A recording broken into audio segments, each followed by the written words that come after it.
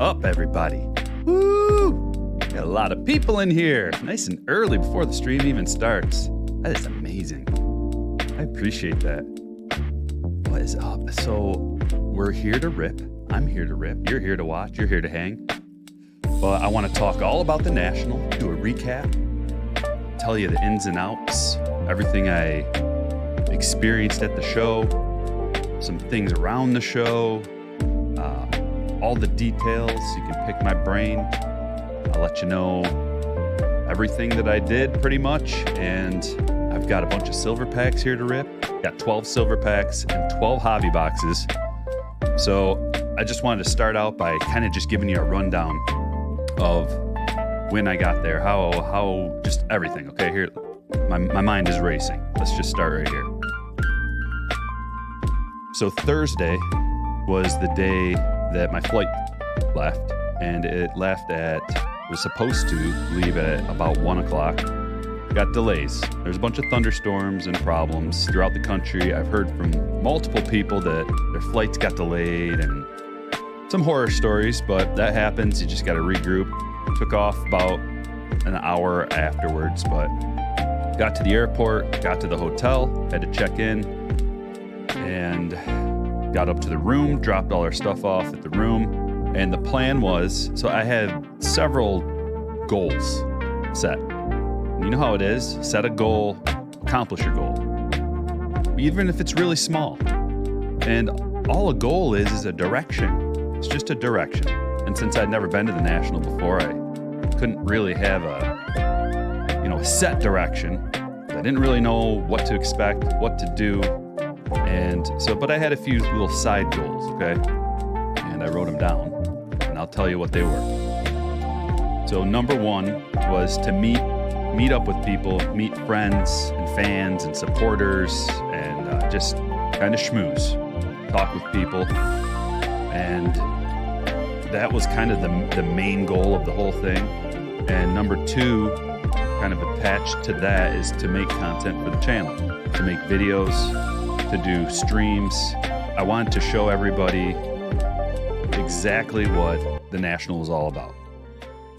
Give you a firsthand, overhead view, first-person view of what you can expect and how the flow is, how it's set up, show you some booths, show you some cards. So we accomplished that. And number three, a big one, was to get those National packs. Wanted to get the National packs. Heard so many good things about them, and it's a freebie, but they're really valuable. How often in life do you get something for free that has a lot of value? It's one of the places. And man, did they turn out good. But I got 12 more. We're going to rip them here on the show live. And I got 12 hobby boxes, and I'll show you those, how they went about giving you those National packs. Talk a little bit about that. What else? So I wanted to, just as a little side focus of what am I looking for? It's very overwhelming. It's overwhelming and stressful, kind of, at least for me, because I had a lot on my plate. But I was looking for a Ricky rookie and a Bo rookie, and I wanted to get a decently high grade Ricky, but they get really expensive once you jump past like a PSA 8. So if you're looking for like a PSA 9, or, I don't even know how many 10s there are. I didn't see any 10s. I'm sure they're there. But a 9 is kind of out of the realistic range. So I found a raw one first. I'll show you. And then I found a PSA 8 for a reasonable price, about what the going rate was. And I didn't want to haggle people like really low. I like to make a deal where everybody wins. That's my philosophy on this, is you win, I win, everybody wins. Shake hands, it's a good deal, right? So I found a Ricky and a Bo. And not a good Bo. It was one of the only ones I saw, raw. A Bo rookie, I didn't see any of the Tiffany ones, so that was kind of out. And so another thing, kind of another main goal, was to try to give back to the hobby any way I can. Try to be generous, and just have it be more about giving and sending good vibes throughout everybody I meet, and just trying to spread the good vibes of the hobby. A lot of negativity out there, and you can cancel it out with positivity. So I hope I accomplish that. And then maybe as a final goal, meet up with like a Fanatics exec or someone high up with Fanatics, shake some hands, introduce myself. Same thing with the tops, or anybody else, maybe rub elbows with some important people and just see where it goes. I don't have any plans in place for that, but I did meet a lot of interesting people. Didn't make it to the Fanatics booth at all. I don't even know, like I'm racking my brain trying to figure out where was the Fanatics booth even. I probably only saw, I couldn't even, like a quarter of that, maybe half of the show. And that was Thursday, Friday, Saturday, and then a little bit on Sunday. And only a little bit on Thursday and Sunday, okay? But all day Friday and Saturday pretty much. So just to even see the whole thing, and everybody I talked to, same thing. Like, it's so big, we don't know where we are. I couldn't point you in the direction of anything. Like, if you're looking, trying to, hey, where is this booth? People are just like, I don't know, like that way, maybe not. A lot of stuff going on. They had a whole room with breakers. They had this main room with all the big boys, Blowout, Dave and Adams, Steel City, Tops. Probably Fanatics was around there, Chicagoland. I recognized a lot of different wax vendors that I deal with. The only booth that I actually got to schmooze with people even briefly was the Tops booth. And shout out to you guys if you're watching, because apparently they are. And everybody that I talked to there knew exactly who I was, and they loved my stuff, and they were like shouting me out, which was an amazing, shocking. Like I don't know. I kind of went into it thinking that I probably won't even run into anybody that recognizes me or anything like that. But wow, was I wrong. Tons of awesome people. I met tons of awesome people. Shaking hands, taking pics, hearing their life stories, talking about collecting. And that was a fun part. Being around a bunch of like-minded people that we can connect and we can talk about the stuff, the hobby that we enjoy. The sport that we enjoy, the sports that we enjoy. I mean, we're talking about football, basketball, baseball, soccer. There's a lot of soccer talk because I guess the soccer packs were just amazing. So that was kind of a general overview of my trip. And I'm going to switch camera angles so that I can open some stuff and show you some stuff. If I can find it. There it is. And the camera, just as I was going to tell you that I've had no problems with the connection on the camera lately, pulls one of these.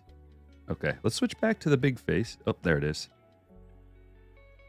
There we go. So I brought a whole bunch of technology with me. Laptops, lighting, cords, so many cords, power supplies, adapters, everything you can imagine to try to make content. And that was a learning experience because the whole setup, what the heck? The whole setup was different than what I use here. Let me get this right. I don't know why she's failing me now. Of course, overcome the obstacles one way or another. I'm doing everything that I'm supposed to with this too. And hey, let's see how long this lasts. There's something weird going on with this program. Do our best. But anyway, let me show you some of the cards. So I open up a bunch of Topps Chrome.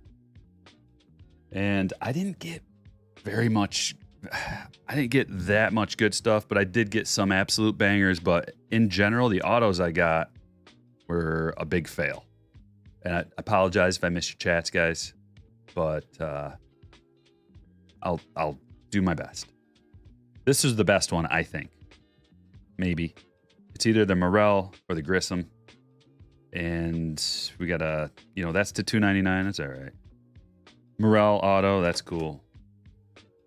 Simeon, that's to 50, kind of like a case hit or something like that. And then a bunch of, you know what? Pasquantino, that's pretty cool, to $2.99. Manassas to $1.99. Yeah. Colasa came out of the silver pack. We got a Wallner to $1.50. Perez to $25. DL Hall. I mean, come on. Look at this. Look at this murderer's row. Drew Waters. 2 Josh Lesters. Not too good. There's some okay ones, but not too good. Decent stack of parallels and things like that. But of course, this is the big boy. Kind of took care of everything. And of course, you guys, some of you probably saw the stream, but I was trying to move it at the National. And the reason why I was doing that was just to have a cash transaction and avoid the eBay fees. So, man, dude, this is just not getting it done. I don't know why. Not getting it done. Let me try something else. Don't ask me again. An iPhone has been detected, but it could not be identified properly.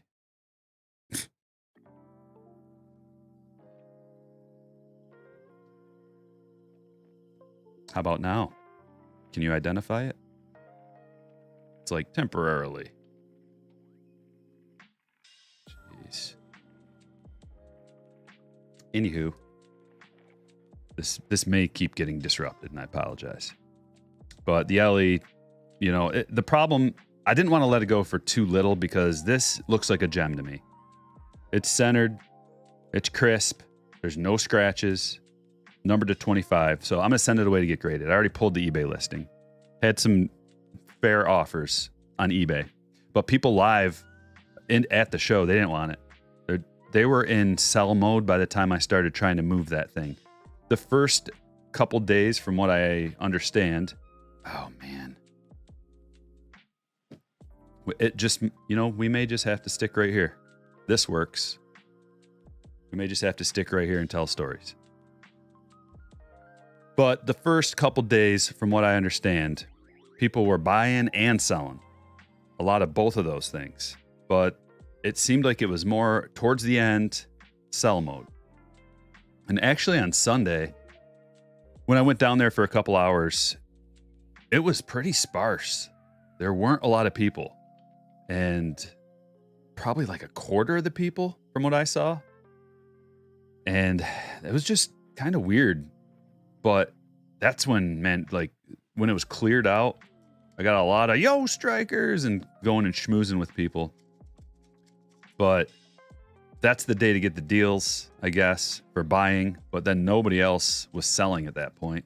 Nobody else was buying stuff at that point that I noticed. People are just kind of trying to move their stuff out of there, and they're not looking to add any inventory at that point, which is understandable. Totally understandable. Let's see what else. Trying to get this to work still.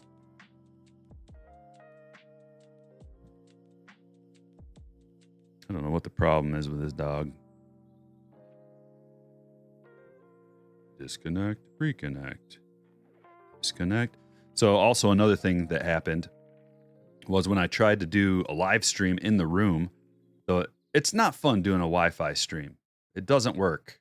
It doesn't work well because of the nature of all the people trying to connect to the Wi-Fi in the hotel. And, you're kind of on a border, at least where we were kind of on the edge of where the Wi-Fi connected to, I guess. A little spotty. We kind of figured it out at the end that if you actually use your cell phone to make a hotspot, you get much better service that way. But the stream didn't work out, so that was a bummer. That was one of the disappointments. The stream in the room didn't work out. But then when I actually used the tower it streamed okay from my cell phone, just holding my cell phone up in the actual convention.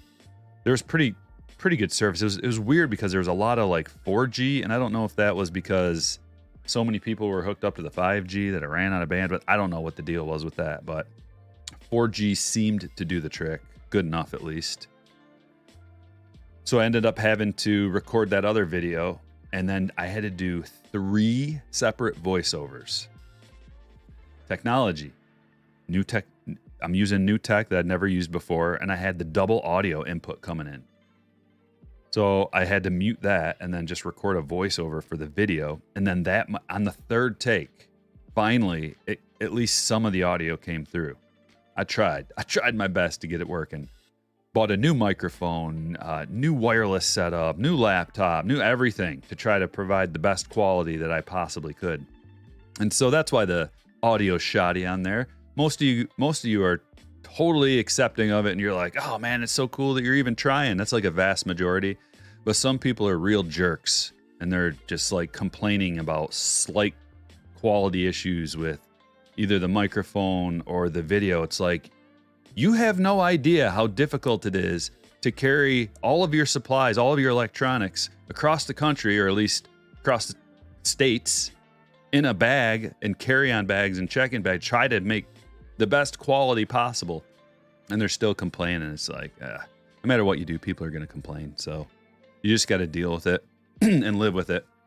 But I recorded a lot of stuff, and I plan on making some kind of a documentary or something about it if I can find time, if I can do it. What else? Well, since the cell phone's not working, I don't know what's going to happen here with the stream. Maybe I need to, I restarted, I redid everything I could. So what I think I'm going to do here is we're going to stop the storytelling, and I'm going to shut the stream down and try to figure out this input, and then I'll fire one back up. But I've got a lot going on today. I've got like a dozen guys coming over to my house in a little bit to play poker. So I've got to get ready for that. And I just got done repacking. I wanted to do a stream last night, but I was exhausted. Everybody who went to the show is exhausted. And just doing my best. Tried to do one last night. Couldn't get it done. I've got countless hours of footage that I'm trying to cut up and piece together. And so that's not going to come soon, because I made the decision. I'm not just going to pump out like this documentary as fast as I can and try to get it out to the people. I'm going to take my time and try to make it good. If that's not in the cards, if it's not possible for me to like provide a good quality video, then, who knows? Maybe I'll just do the best I can and upload it from there. Jeff, I see ya. Shout out to all the boys that hung out. Saw Steel City up there. Jeff's in the chat. Very nice. Hung out with Steve for quite a while. It was great meeting you guys. It was awesome. That was the highlight of my show. Hanging out with you guys and talking and schmoozing and getting to know each other. That was the highlight. One of the highlights. There were many highlights. And it was really fun. I've been all over the country to conventions and shows. Not sports cards. That was my first big sports card convention. But I've been all over the country for various kinds of shows. My family has a business, so we have to go on buying trips. I've been in Chicago, the International Candy Show, multiple times. You want to talk about a fun time. If you like candy, especially if you're a kid, I went a lot when I was younger. The International Candy Show, whoa, every kind of candy in the world is on display and available to sample. Not only that, but they give you a huge bag. You get a big bag, and there's a room that you can go in and just fill a bag up with all the different kind of candy. It's like Willy Wonka. You can fill your bag up with all the different kinds of candy that you can possibly imagine. It's a mix between Halloween and Willy Wonka, all in one. So I've been to that. I've been to, like I said, San Francisco, Atlanta on buying trips where they have all of the new like home decor stuff, which that expands. It's such a big category. I can't even get into everything, but we're talking about it takes you a whole week to see like a quarter of it, right? On your feet for 10 hours all day, and exhausting, just exhausting. I've been to Vegas to shows, the Halloween shows. That's a whole nother category. Talk about fun times. Huge, every kind of Halloween animatronic, makeup, prosthetics, electronics that bring your haunted house to life. Huge screens and displays, and Wes Craven was there, and just all famous actors. I've been to it. Fantasy football conventions in Vegas. Went with Cubby to, all over. But this one was special. It was way different in terms of what I got out of it from a personal experience. Being able to interact with people that I knew or that knew me was that was something totally different from any convention I've ever been to. Usually you've got just a bunch of vendors, and the vendors are trying to sell you something. So they're nice to you, and they're, they want to buy. They want you to buy. So running into people that knew who I was, it was mind blowing to experience that. But going back to the vendors, I noticed a difference with the vendors from this show to all the other kinds of shows I've been to, and I'd say there's a decent chunk, mostly vintage, but there's a decent chunk of vendors who weren't really friendly. Not that they were unfriendly, but they've got kind of a scowl on their face, almost like they don't want to deal with people. Like you're here to set up a show, and yet you got that look on your face and that attitude that you really don't want to deal with people. And it kind of reminded me of like a flea market vibe, where there's maybe some people at a flea market that are a little salty, a little crusty, a little crotchety. These older gentlemen mostly, and they're just, you walk up and you're kind of, do I want to even talk to this guy? Is this guy really even looking to wheel and deal? Now, there were some that were fine, some that were really nice, but a lot of the vendors they didn't really look like they wanted to interact too much with people. And some of the time I had a cell phone I was recording. Some of the time I had a camera I was recording. Some of the time I didn't have anything and I was just going from booth to booth. But it was pretty difficult trying to hold stuff in your hands. And I had a big sack of packs on my back. So I'm just loaded with equipment, and I'm also trying to look and wheel and deal, and some of the people were a little off-putting, but a vast majority of them were really nice and willing to wheel and deal too, even a little bit, even if it was just a little bit. And like I said, I was just trying to get like the going price or as close to it as I could. And you also got to think about it, like if you're buying cards at the show from a person, there's no eBay fees there. So you can take off from a seller standpoint, like 12% essentially off the price. So if you use that as a guide at a show like that, like I could take 10 to 15% off of the price, and they're probably willing to deal, because then that's a break even as far as like what they could get for it on eBay and what they can get for it in person. Step in the box. What's up? I know, dude. We tried to hook up multiple times. It just didn't happen. And that was another issue. Another issue you had to deal with. Trying to meet up with people, and that was a disappointment, but hey, we'll meet up sometime. Hot. Yeah, it was hot. I had some back sweat issues, mostly because I had that sack on my back. But yeah, it was sweaty a little bit in there. A lot of people in there. And Brett, when you texted me that you were in there at the Topps booth, I think I was live streaming at that point, and my text wouldn't come in. I saw that you texted me, and I tried to check it, and then everything failed. So I had to like get out of that. Whatever, we did the best we could. But next time we'll do it. We'll get together. And like I said, this thing is just not working, so I'm not going to be able to rip right now, but I guess I better get this taken care of or figured out somehow before we do it tomorrow. So I'm going to try. You guys, there's like 500 people in here. Believe me, I don't want to shut this down. I want to keep it going. So give me a few minutes to try to get things worked out again. And I wonder if I can leave this running while I do it. Maybe I can. Give me just a minute. If I can't, I'm going to shut it down and restart it again. Hold on a sec.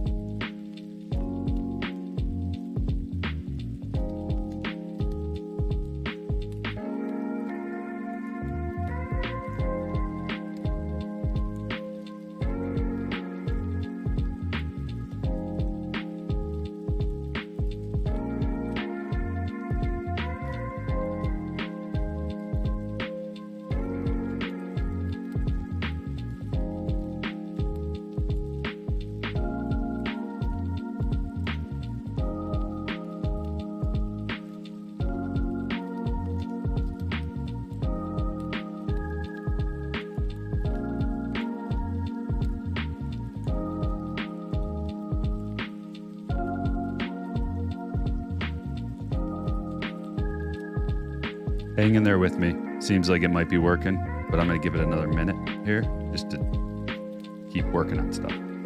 Be right back.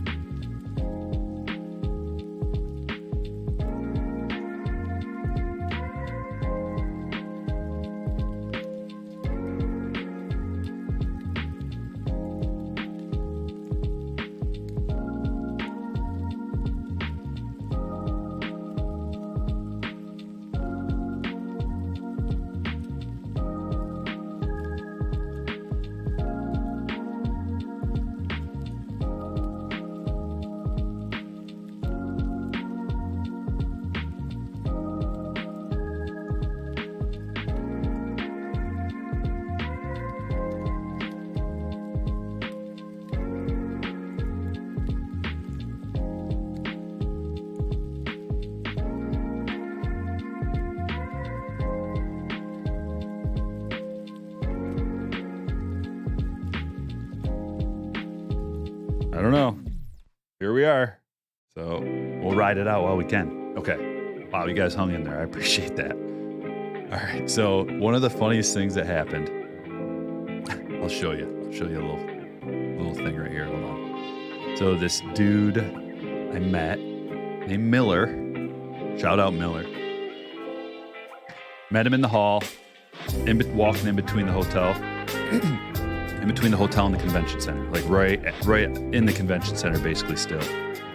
But he's like, "Yo, Striker, I watch all your stuff," and we were talking. It was cool meeting him, and we crossed paths again. And he's like, "I got something for you." 2Ks. His rookie auto. I think he brought it to give to me, which is so hilarious. Brought me a couple of K cards. What are the odds? I mean, I guess the odds are pretty good that someone would have done something like that, but I appreciate the fact that you even thought about me and did that. So shout out, Miller. Oh, geez. Well, okay, so there's a different cord in use. And it's way shorter. Pardon me, my voice is still shot, guys. I talked so much during that thing that my voice is a little bit crisp right now. You're going to have to bear with me. And I got friends texting me left and right, so if that comes through, and another apology. So we got this. Aaron Judge, pretty sweet. Case hit out of Topps Chrome. The dual pinstripe with the code that you can put on, find out what game this was used, and it's an orange parallel 1 out of 25. So thought that was cool. And here's some other decent stuff. This is the other stuff.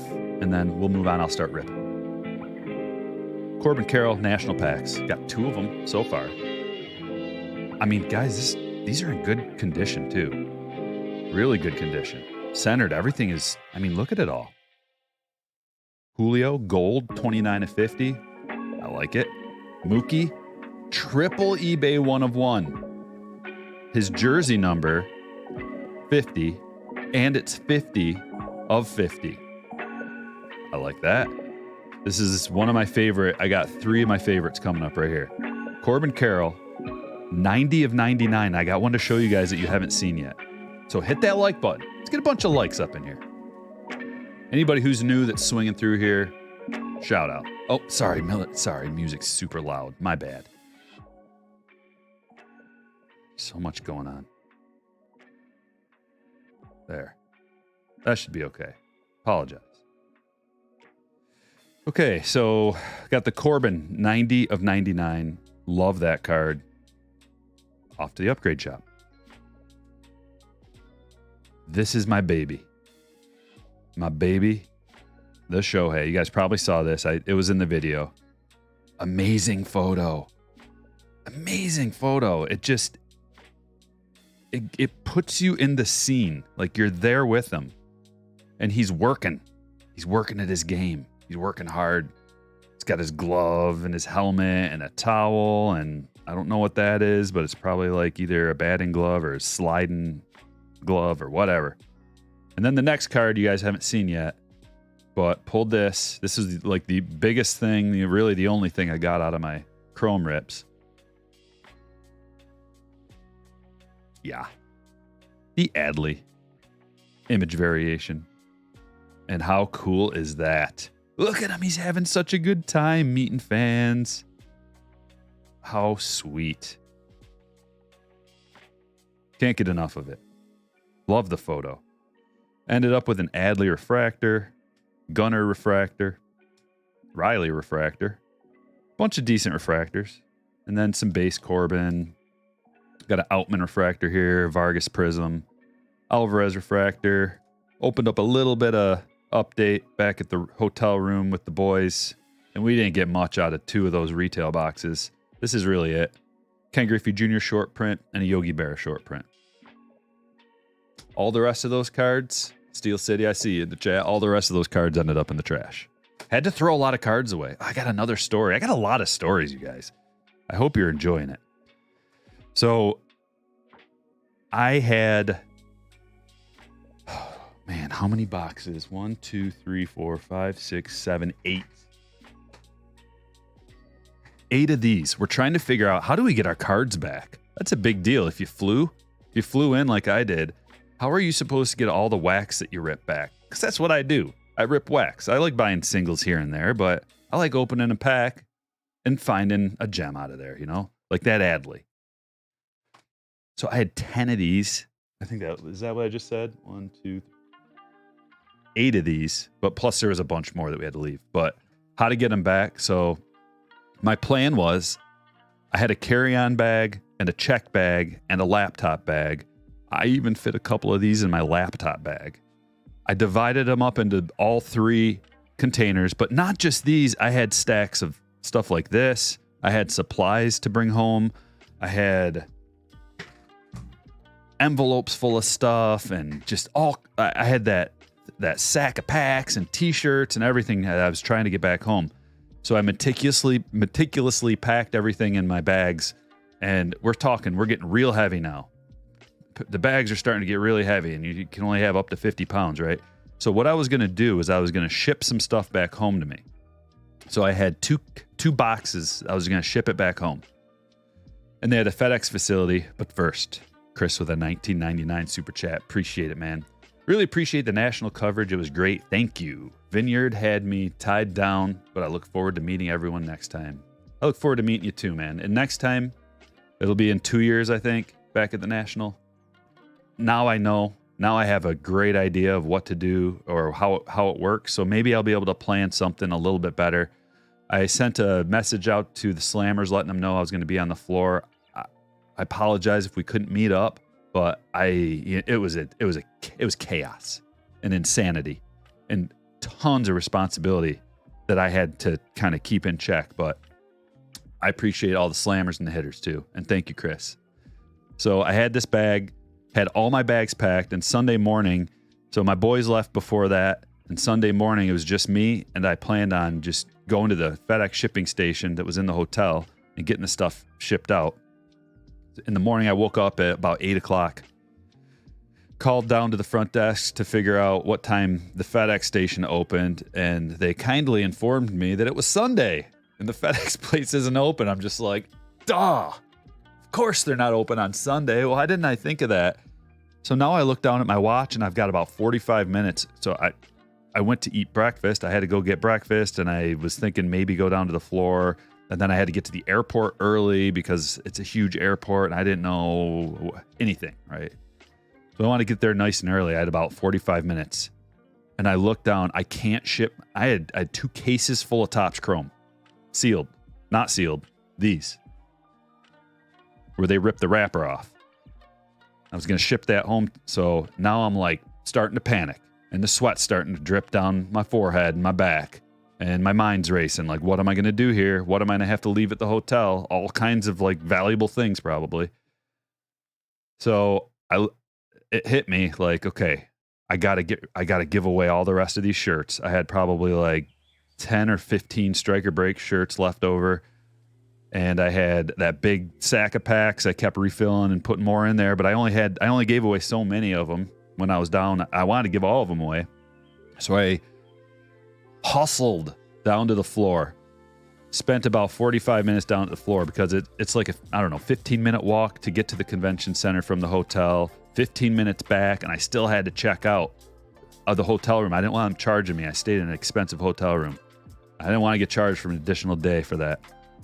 So ran down to the floor, and I'm just like desperately searching for people to give some stuff away to. And the only thing I could think of, I went and said hi to Peds and see if he had any ideas of what I could do. And then I was thinking, okay, what if I could maybe go to like the Topps booth or Fanatics? I mean, we're not associated with each other, so I don't think that they would really want me like setting my stuff on their stand. You know, they got valuable floor space. Fortunately, I ran into a couple, and I hope you guys are watching. I appreciate you guys a lot. But a man and his wife, and they were both fans of the channel, and they watch all the shows and stuff. And she had a booth set up with her company, and I was like, you guys got a bag? You want some packs? So I dumped my whole bag of packs into their bag, got that out of there, and then I was giving them both shirts, and I was like, is there any way I can set these shirts here? Would you guys mind giving them away for me?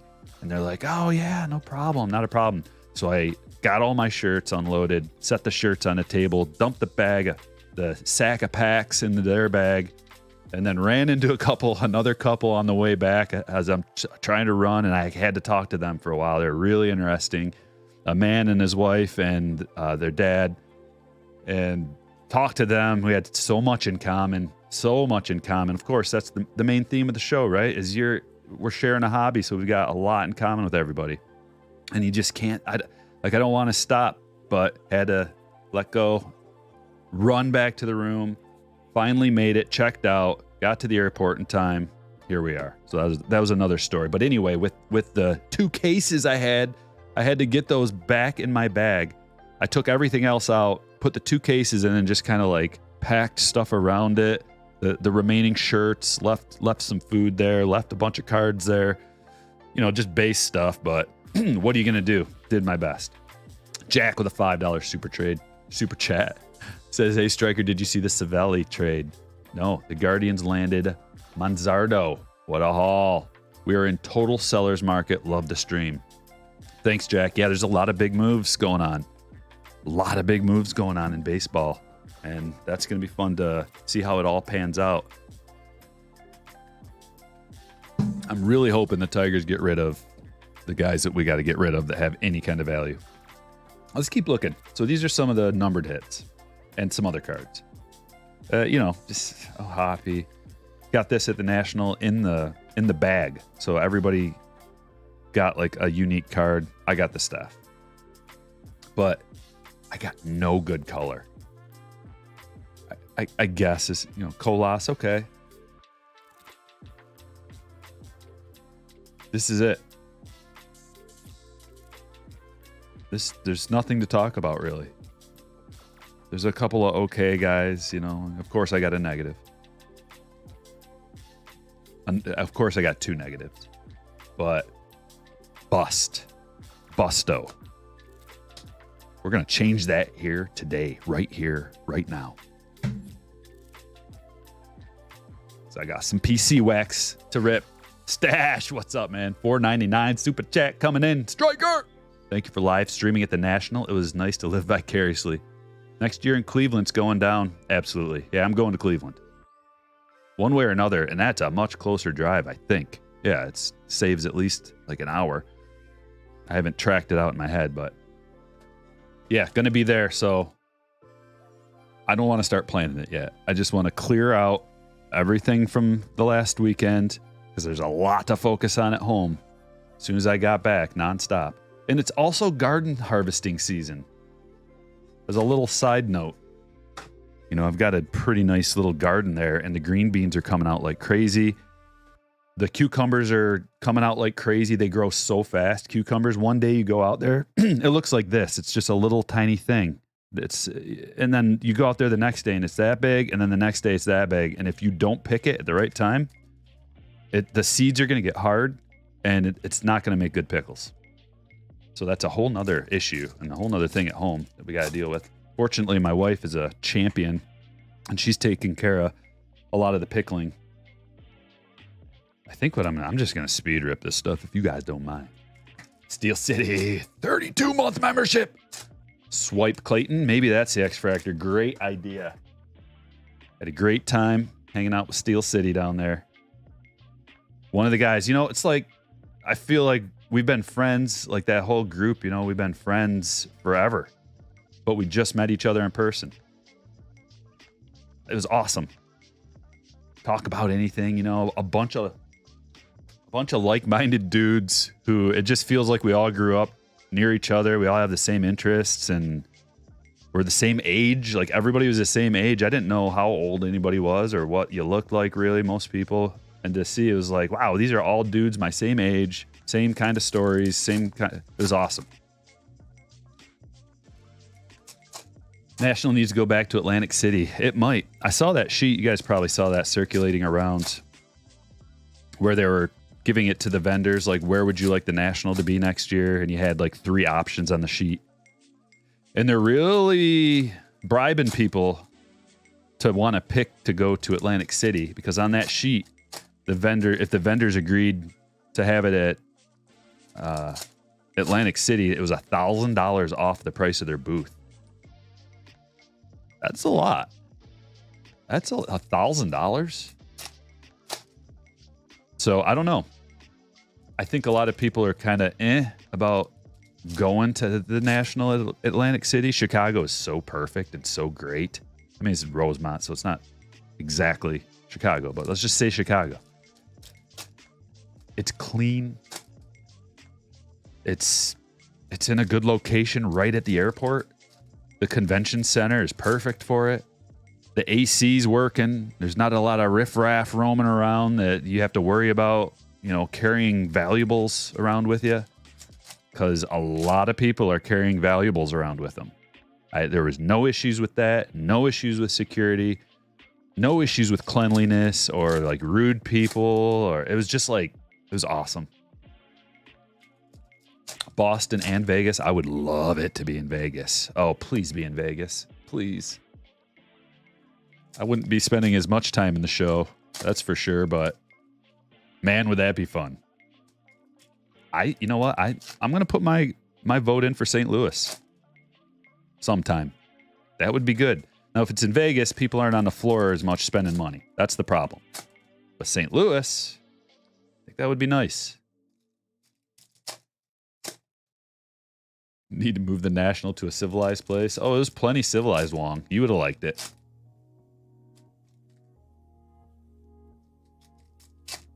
Atlanta was the buzz for 2026, if not Chicago. Yeah, Atlanta, man. It's busy. It's a busy place. Packed. I don't know if you've ever driven in Atlanta. I have. And it is not fun.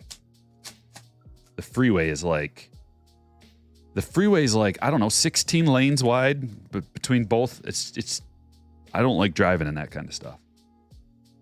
Or navigating at all, but that's just me. And I have been to shows in Atlanta too. Not the sports card show, but I have been to shows in Atlanta, and nah. You're excited to see what Fanatics is going to do with their live event, yeah. ERB, what's up, man? Sorry I missed you. I really wanted to hook up with you and Brett. That was one of my main goals. That I'm disappointed that we couldn't accomplish that. But we will sometime. We will someday, for sure. Okay, on to the ripping, I guess. Let's see what we can pull. My luck's got to change. I know I got 2 variations, but autograph luck. Darvish, nice purple. Need to change the auto luck. Tovar refractor. I'll just start a few good card piles. Oh yeah, but after this, I got to remember to show you guys the cards I picked up. I already showed them, but some people miss it.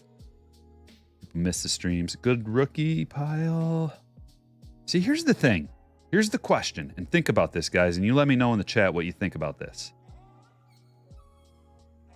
What should you do? Should you make complete sets? If you're ripping a lot like I am, there's a lot of ways to try to nickel and dime back.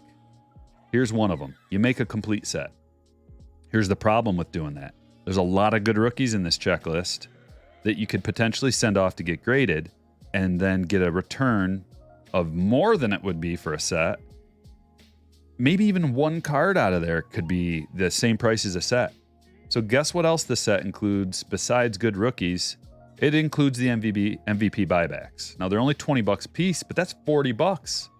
So you got to take 40 bucks basically off of the price of the set because you could have just turned those in.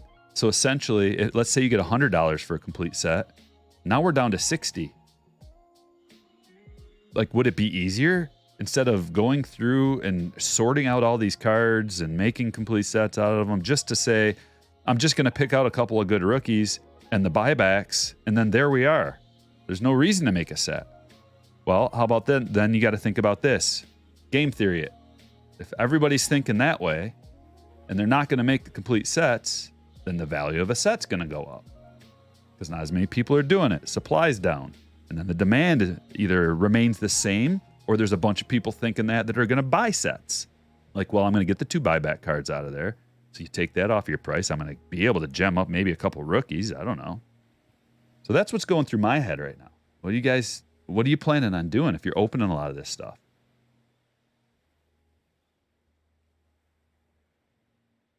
Trying to catch up with the chat, guys. 675 in here. Hit that like button, please. Subscribe if you're new. Notification bell. Ooh, I like this. This is like one of the best ones I got. Box number 1. Let's go. Brett Beatty, baby, purple to 250. I think it's just destiny. Because I was going to open up a lot of this off camera. It's just such a hassle making content. I'm telling you. Especially, there's so many other things you want to be doing. I don't want to be sitting there working the whole time, although that's what, a lot of it is. Stand-worthy card number 1.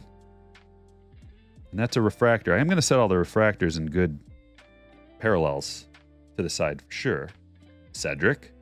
Looks like, is that a gold? There's a gold in here too. Dude, box number 1 is going to make up for everything. I feel it. Wild West says 100% sending in rookies that will gem. Yeah. Team sets, that's a possibility, HK. Eric already sold 2 Acuñas. What are you getting for those, Eric? If you don't mind me asking, like what's it running? Is it 20? Are you going to get 20 bucks for it? If you're not going to get 20 bucks for it, you got to take off your eBay fees and then shipping and like the hassle that comes into it. Whereas the other way, you don't have to go through the hassle. You just send them all at once and then you get your credit. No, inserts won't grip.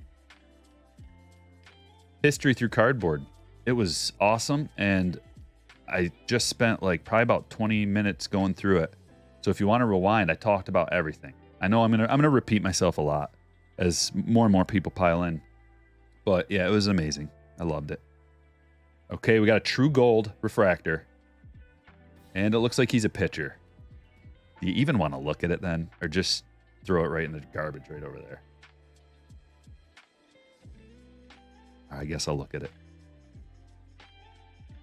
Oh, it's not a pitcher. Good. He tricked me. Okay, that's much better.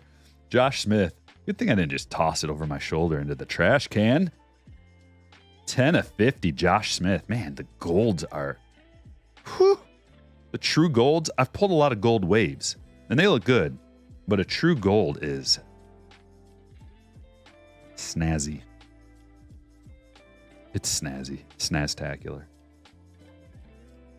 Greenskeeper in the house. What's up, man? Tyler, Eric, shout out to everybody. What's my eBay? Let me drop you a link. Drop you a link to the eBay store. I'm going to be putting a lot of cards on eBay, okay? Soon. Just a matter of time. Whenever I get time to do it. Okay, eBay store got a link right here.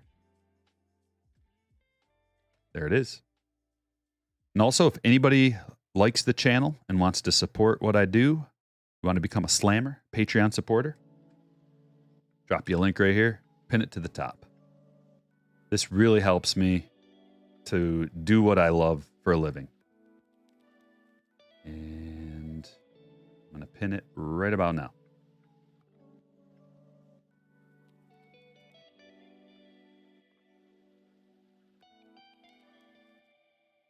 Got to take care of some business. I'll be right back.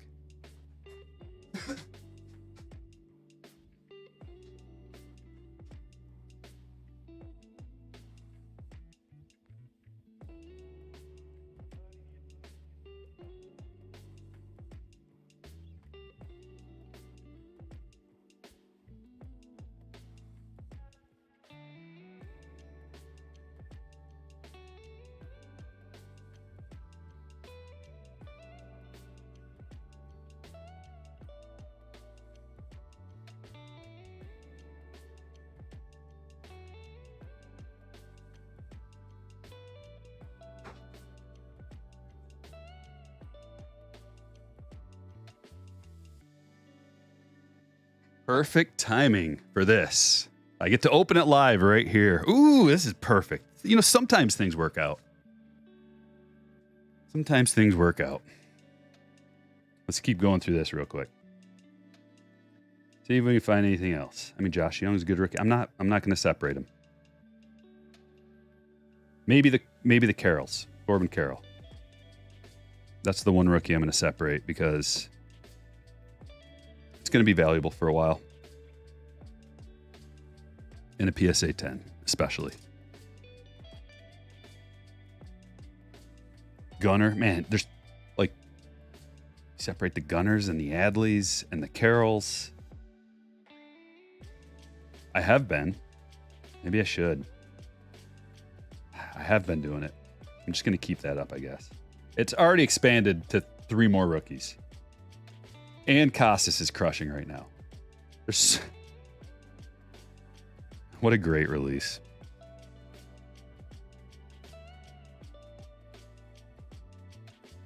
Is there going to be anything else? We got our auto. We got a juicy parallel. One more numbered parallel? I wouldn't mind it.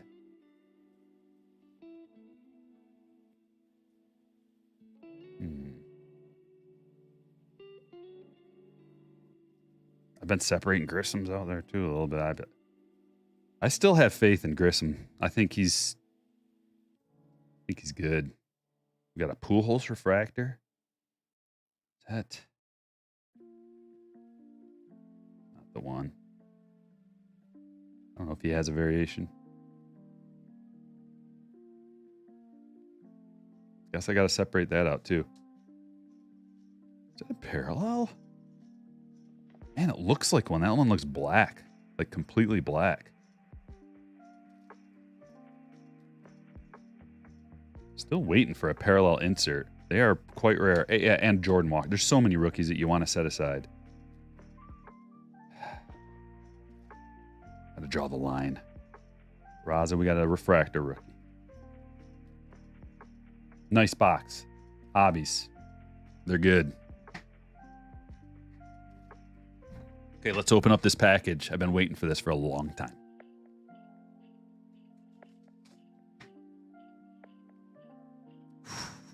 This is exciting.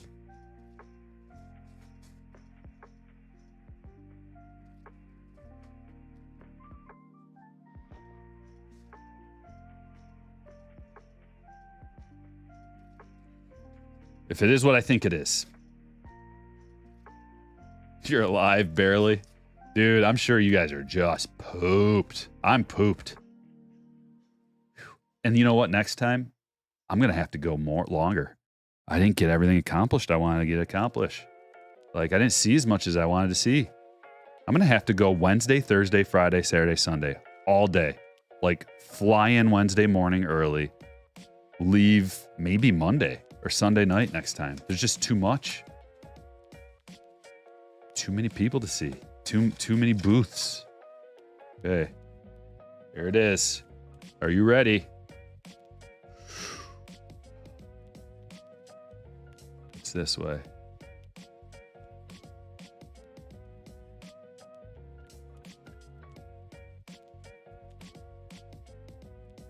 The reveal.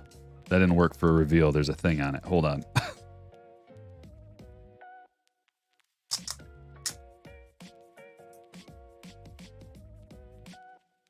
Here we go. Let's try this. Ready? Oh, my Bobby. Gold Bobby rookie auto.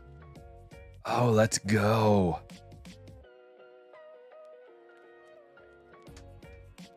Been a while. Do I just leave that on there? Maybe I just leave that on there for now. I have to send this off. She's a little thin on top. Left to right. Looks pretty good. Good enough to gem. Top. She might be a 9. A little thick over there. A little thin over there. We'll see. But what a sweet hit. Why a sticker is a redemption card is beyond me. How hard is it to get them to fill out some stickers?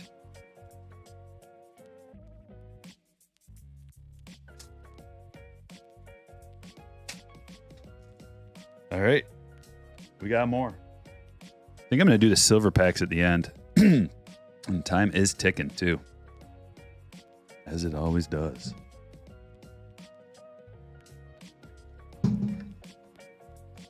Hobby box number 2.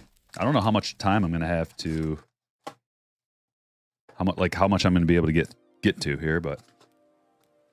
Just keep it going. Yes, Topps update, though, Big Tuck. So, Topps Chrome update, it's a late season release, and the rookies and stuff in there, they have to get their stuff signed mid-season, I think. So that's why it's always sticker autos on Topps Chrome update. Has to be. They cannot network with these people. They can't coordinate that in time to get hard-signed on-card autos shipped to everybody and then have them return it. And it's just, so they're always stickers. Did you pick up any Breakers Delights? No, those aren't for sale. I didn't see any for sale. How many boxes have you opened total now? I lost track. Lost track.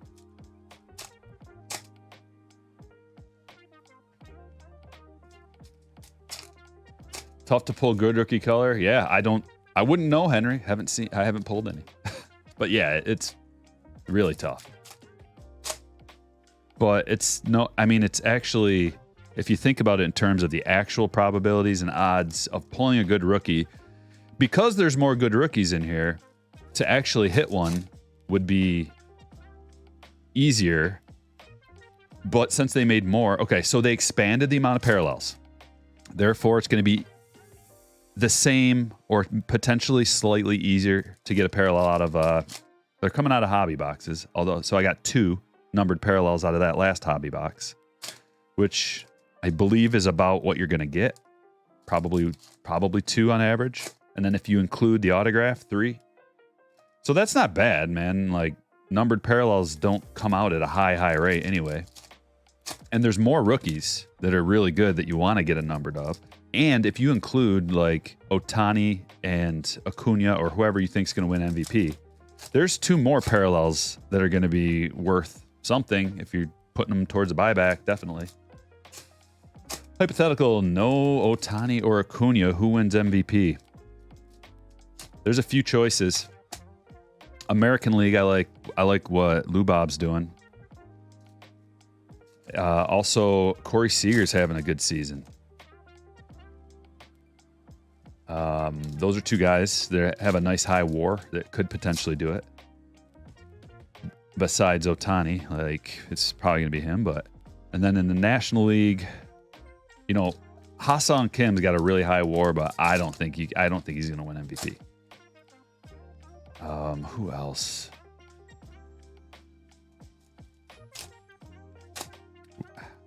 I went through all this like a couple of days ago, but I'm spacing right now. 1 cent says, hot tip for next year's National. Get room and board advice from Stryker. He had the nicest place in the whole joint, hands down. Balling hard in the suite. That's right. Work hard, play hard. It was a bad boy. I had to book that thing way in advance. I've been working on this, trying to plan this thing out for a long time. It's over now. I'm talking about it like it's in the present still. I guess we're talking about it like it's in the present. Just happened. The recent past. Seager's been out the past few games. Yeah, he's just got a really high WAR. Bo's also up there. History through cardboard. That's right. Arias, if he bats 400, definitely in the running. He does have a high WAR too. Let me pull up Baseball Reference. Let's just sort by stats. We can just kind of look at, you can go through this and just look at WAR as the easy answer. Okay, Freddie Freeman, 2 guys we forgot about. Freddie Freeman and Mookie Betts both have identical WAR, 4.6. So they're both in the conversation for sure. You know, Acuna is just slightly ahead of him. And then a surprise that you guys might not be thinking about is Matt Chapman for the Blue Jays has a 4.5 WAR already. And then Wander has a 4.5 WAR. Seager's got a 4.5 WAR. Roberts got a 4.5 WAR. So there's a lot of guys right there. I mean, yeah, we're setting aside Ohtani's and Acuna's, but it could, if either of those two guys go down, someone else is going to shoot ahead of them most likely. Olsen, I mean, he's not on the top 10 list for WAR, but maybe. You know, Arias is leading baseball with a 426 on base. On base ain't going to get you an MVP, though. Offensive WAR will. And Arias also has a 377 batting average. So that's way above anybody else, although it's almost unattainable. It is unattainable. Maybe he keeps it around that upper 300s, but 400, man, it's always hard. McMahon to 299. See what I mean? It is tough.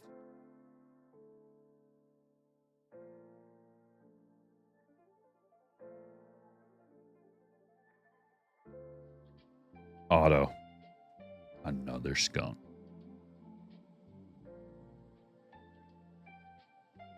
Let's guess, everybody. How old is he? Cal Stevenson. Okay. It's in between 26 and 29 would be my guess. So what, 4 or 5, so 27? Something like that. Cal Stevenson.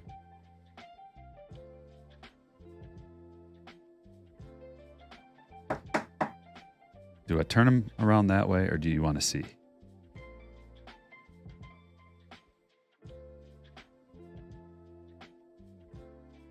Let's make up for that hit with a Corbin Carroll. We're starting somewhere. Start there. Pass a lot of rookies, I know. Stanton to 399. Two numbered parallels in a hobby box. Seems like the average. India refractor, we got a gunner. I'm setting gunners, Adleys, and Carrolls. And then I draw the line right there. Sorry, Beatty. Sorry, Casas. Cunha.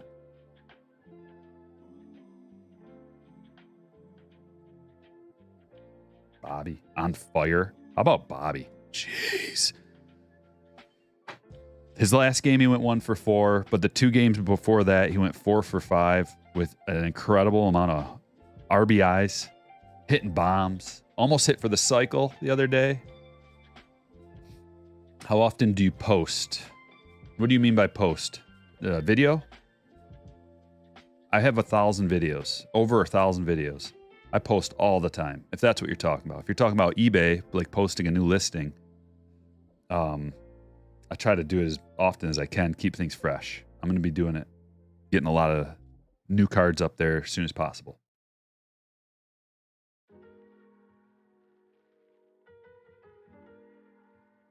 All right, come on.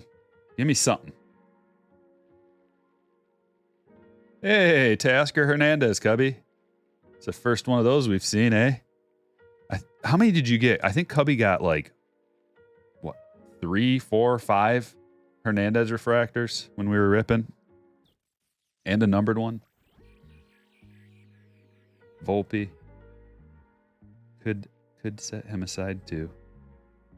I gotta go back through these cards. Refractor rookie. Gotta go back through all this stuff multiple times, so don't you worry. I like this. I think that's the first one I've pulled. Could send it off to the upgrade shop, and I think I will. It depends. Still got to look at it under the light, under the microscope, or whatever. Not the best box. Although, did we get 2 redemptions out of there, or was it just 1?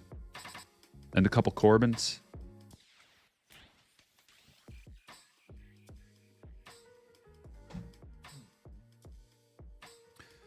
Check this out. Picked this up at the show. Cunha, purple. It's paper, but it's a PSA 10, and it's his first, and it's numbered to 250. So I thought that was pretty cool. And here's my thought behind this. There are a lot of PSA 10 chrome firsts of a Cunha's chrome first. A lot of them. So I'm trying to kind of zig and zag around where the population is. Work on the rainbow. I've got the yellow paper, the retail exclusive, and now I got a nice numbered one. The guy wanted $400 for this, and I offered him $300, and he accepted it. I couldn't find a lot of comps, but that's that. And then I got my Ricky rookie, the 8. He wanted $275. I offered him $250, and he took it. I like this one, man. It's very sharp. Corners are very sharp, and it's centered. And I don't really know why it's an 8. There's probably something wrong with it. On the back, we got a couple of little softies. Mostly there and there. So that's probably why it's an 8. But the eye appeal on the front is pretty darn good. You know, there's a couple of maybe little surface flaws throughout here, but overall I like it. And then I picked up a raw one and got that one for $50, which is probably too much, but this was the first one I saw, and I was like, I gotta get a rookie, a Ricky rookie, one way or another. Steel City with a $5 super chat. Wilson Contreras has a 127 OPS the past 30 days. Insane, really. Yeah, he was kind of not doing well for a while, right? Haven't been keeping up a whole lot with his stats, but that is pretty insane. Appreciate the super chat, my friend.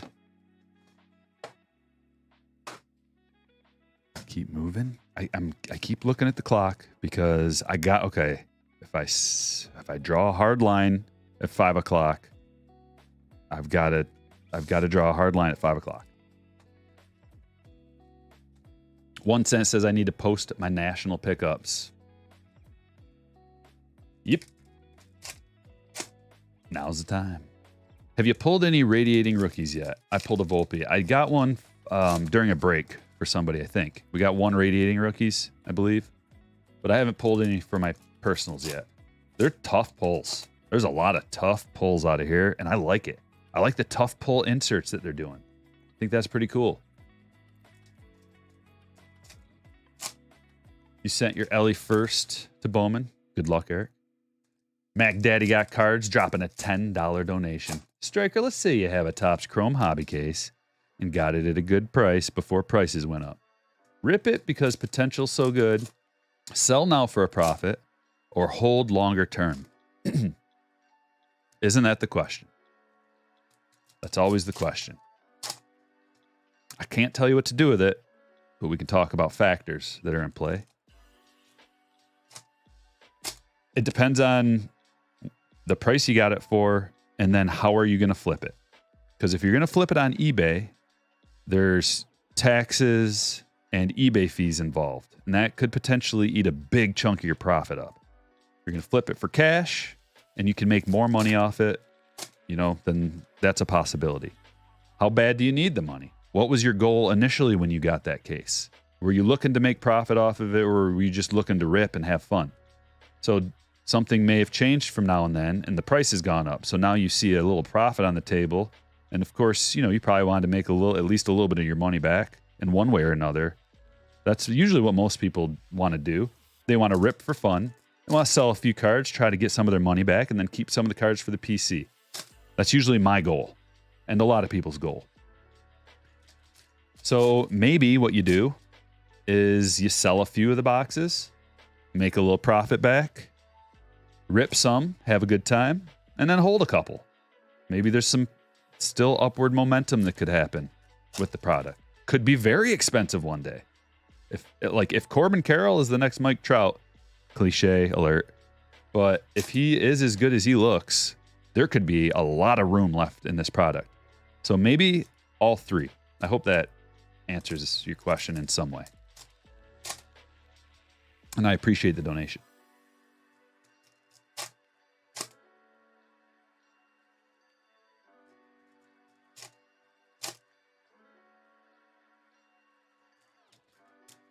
Snips asks, do you think Topps will learn from this release and keep it going for future releases?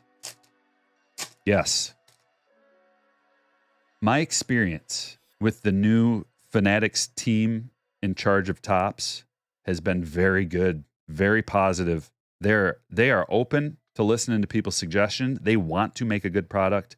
They don't want to make people mad and like not give them something good. But I've been saying this since the beginning of the Fanatics thing. Like, you have to go through the trials and errors and make mistakes. Otherwise, you will never, like, you can read the history, you can read a book about it, you can talk to people and get their side of it. But until you go through the process and make the mistakes yourself, you're never really going to learn. You're not going to grow as a person, as an organization, whatever it may be.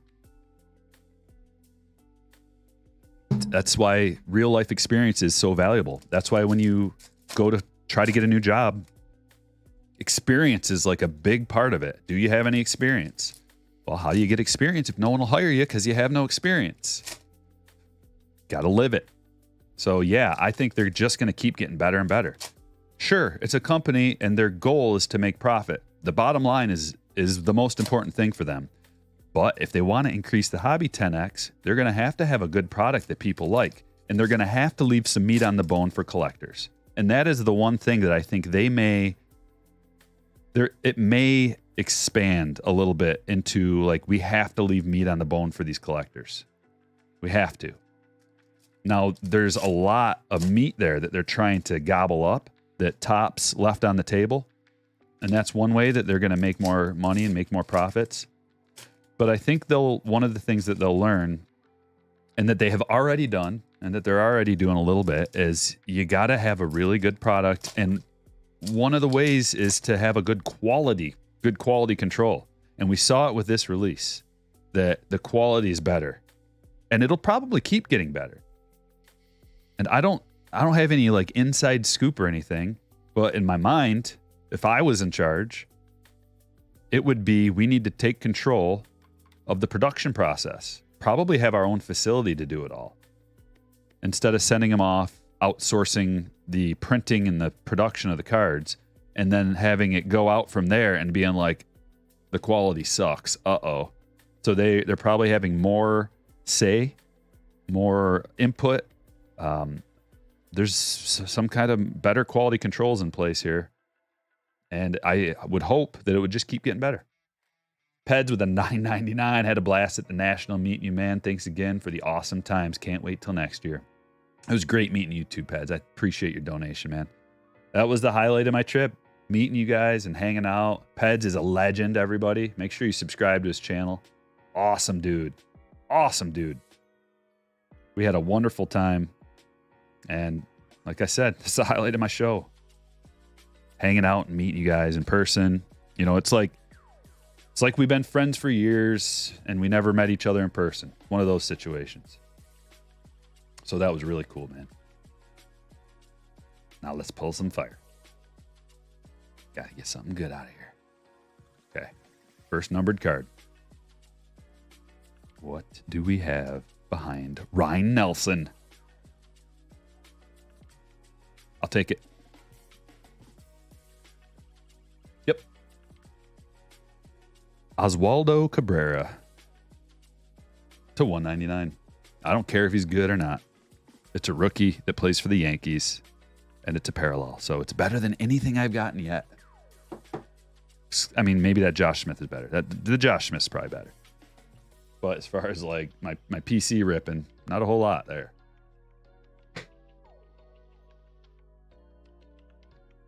Pets for president.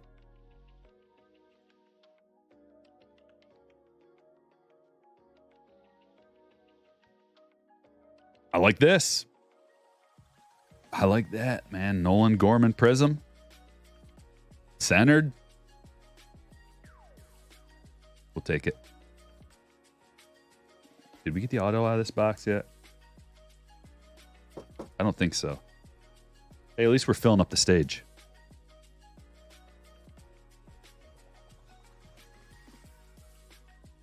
I feel like my eyes are barely opened right now. I'm still exhausted. I got maybe, out of the whole trip, maybe like 6 solid hours of sleep? Maybe. Probably not even that much. Tried to sleep in this morning, but I was waking up so early during the National that my routine has reset, and now I'm on like 8 a.m. wake up, which for most people, you guys are like, 8 a.m.? Shit, I get up at 6. I get up late because I stay up till 3 in the morning sorting cards for breaks, so I'm on a different shift.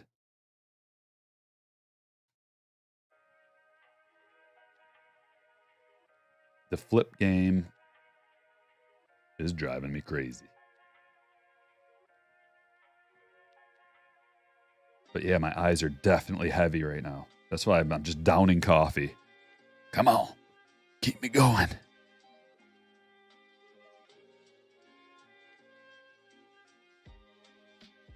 I can't believe this is working, by the way. The stream, the camera. Drew Waters, rookie. Magenta Speckle to 350. At least it's a rookie.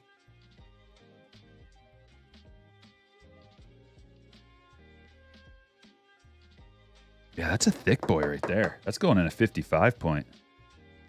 I feel like the Magenta Speckles are a little bit thicker than like all the other parallels.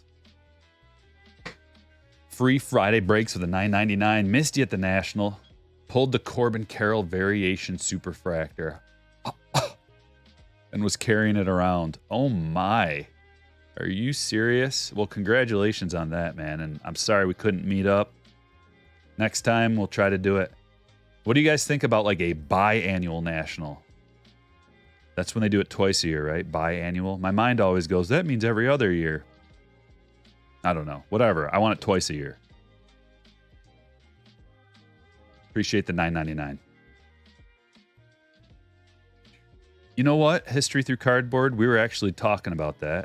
It says, do we know how Fanatics will be offering those MLB debut patches players are wearing this season? Yeah, we were talking about that, and I think the conclusion that we ended on was maybe some of the guys from the early season make it into update, right? Because back to that, how much time do you have to get the patches and get it into a product? There's not a lot of time there. They're scrambling to get all this stuff printed and produced and packed and shipped and have everything spot on and get the autos and get the so maybe it's a next year thing, so they're getting this year's stuff for next year, or maybe some stuff starts trickling in an update. It's really my only thought on it. I don't have anything I'm working with other than logic. Is a Brett Beatty rookie card with a jersey patch worth anything? Yeah, probably maybe $10 or something if it's not numbered. Maybe less because Beatty's hobby isn't super high. Could be. He's one of those guys who have something worked. You know, there's still like some juice in his stuff. I could see it going up. What is this? The story. Here's the story. That's my story.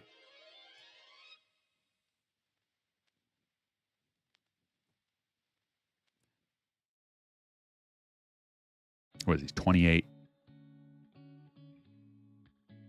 But when you take the vets out of there and you take a lot of the scrub pitchers, you're left with Matthew Batten to fill out the checklist. No offense, Matthew. You're a fine young man.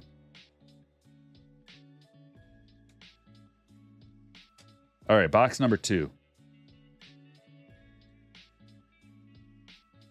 Not that impressed. I know how we can change the vibe.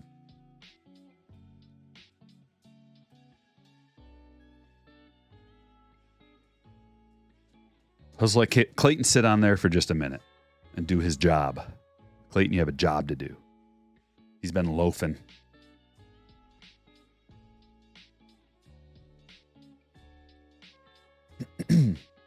Make sure you guys hit the like button, subscribe to the channel, that whole thing. It's a big deal to me.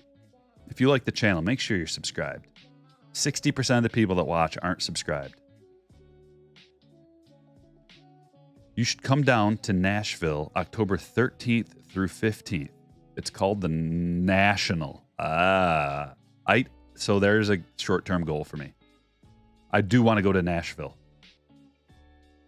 And I want to take the wife. It's me and the wife.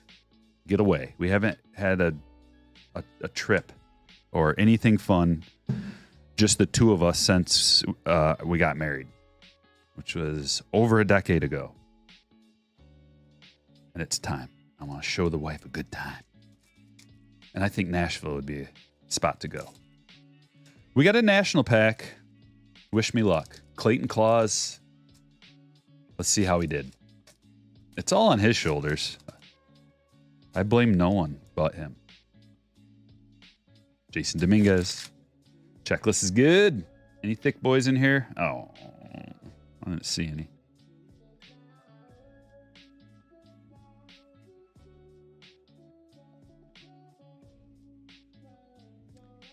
That's not going to get it done. Clayton?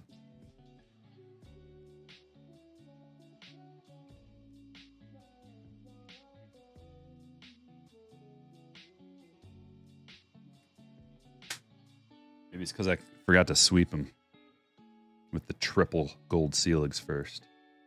Sweeping all the bad luck away with his hairpiece. His obvious hairpiece.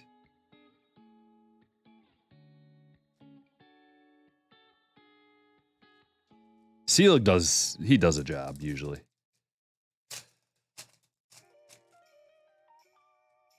Adam Baum says, I grew up outside Nashville, great city.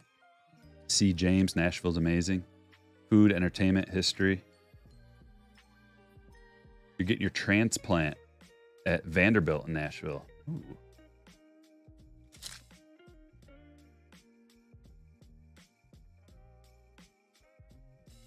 Seelig did the job. He usually does. I don't like to admit it to his face, but he does a good job. Drew Jones. Make you wait. Another cola, a lot of colas.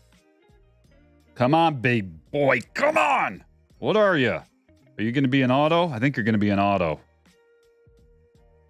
Oh, that'll play. Michael Harris, rookie auto to 30.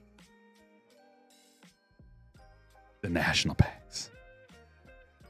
The 2023 National Sports Card Convention Wrapper Redemption Packs.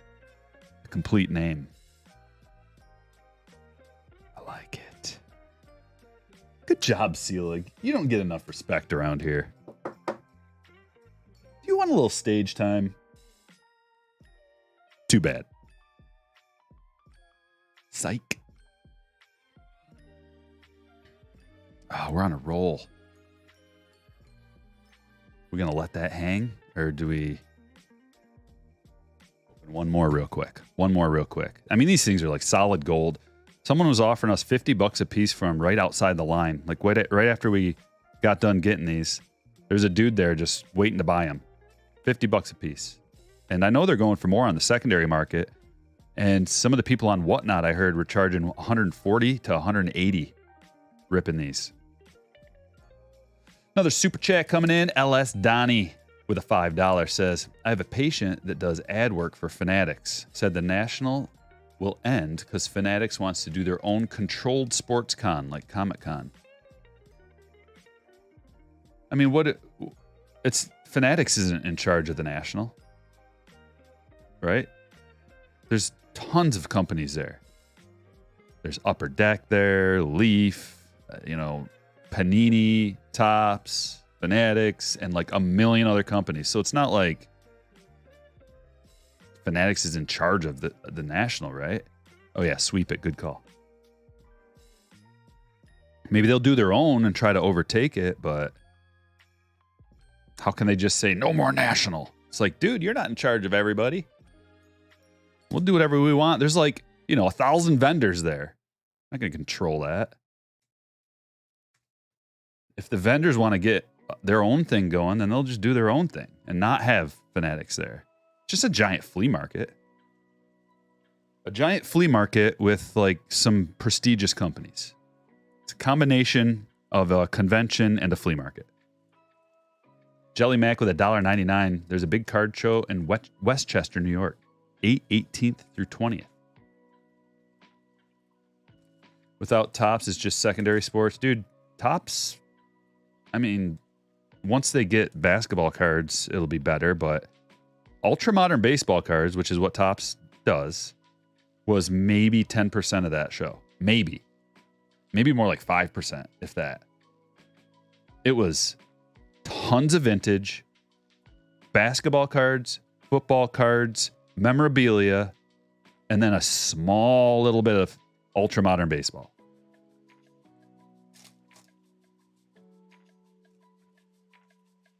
Fanatics has the player contracts, though. Not all of them. So they don't have football. Football is huge there. Eventually, maybe they will. Step in the box with the info says the National is a non-for-profit group. With the history of the event, it won't be easy for Fanatics just to dominate them. It will continue to be the Super Bowl of sports cards. There we go. Football still dominates. There's a lot of football there. Football and basketball. Nothing in this pack. Except an Adley rookie. Put him in the good card pile. Okay. I think we did 3 hobby boxes. 1, 2. Yeah, we did 3 hobby boxes and we did 3 silver packs. I'm just going to call them silver packs because it's easier to say that than 2023 National Sports Card Convention silver pack Rapper Redemption buyback card packs. Doesn't roll off the tongue.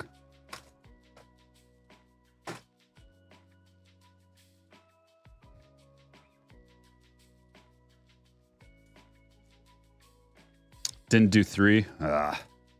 Next time. I'll do 3 next time for this one. Still hunting a Clemente rookie PSA 4.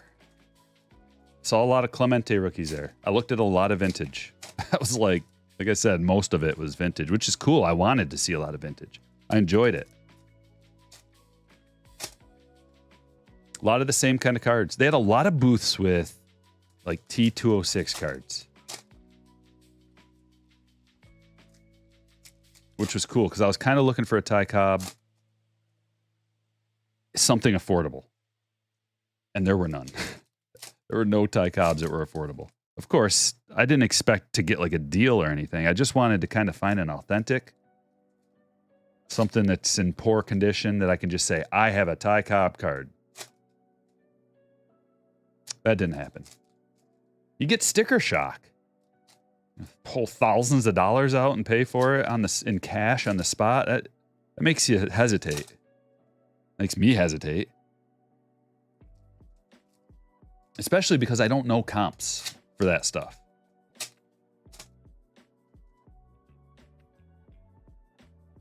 And they're not looking to give good deals on like really good vintage cards.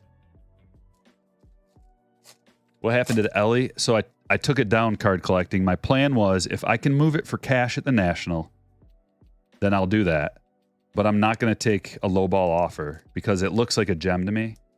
And I listed on eBay for like a hefty price. And if somebody wanted it for that price, and then they could go through sending it to PSA and do all that BS. But to me, it looks like a gem. So I took it down when I got home, which was the plan. And then now I'm going to send it off. If his market falls off, so be it. I'm going to take that risk and hope to get a PSA 10. How much were the beers everyone's carrying around? A lot. Everything was expensive. Is it all cash? No. We bought a bunch of we bought cases and boxes and stuff from Steel City, and they took card. They don't expect you to walk around with like $7,000 in cash to pay for a few cases of cards. So fortunately, they had card readers that were working. But as far as like the individual sellers and the vendors, most of that was a cash situation. You should have seen every time I did a deal, man, the dude would just pull out a wad of cash out of his pocket. A wad of hundreds like that, man. So there was some money moving.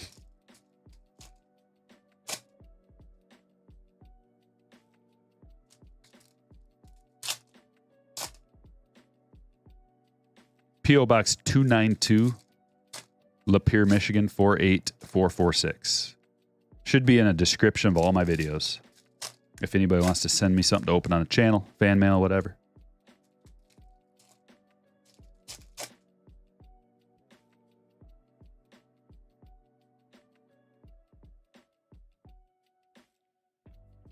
Any safety concerns? Nope.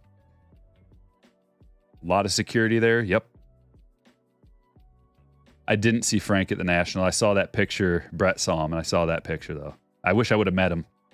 I would wonder if he would recognize me or like have any clue who I was. Right? Would he remember that he just did a cameo for me? I don't know. But I would have liked to meet him. He's not like my favorite dude, but it just would have been something, a story, right? Jeter Downs. It's a 75. These waves are kind of coming out of here. It's a rookie. Put him up there.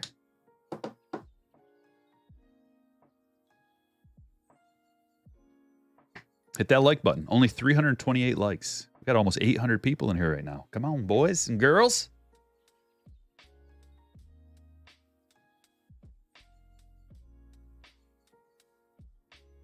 Yeah, Rosemount was fine. Like I touched on it earlier. There was no like questionable characters walking around outside or anything like that.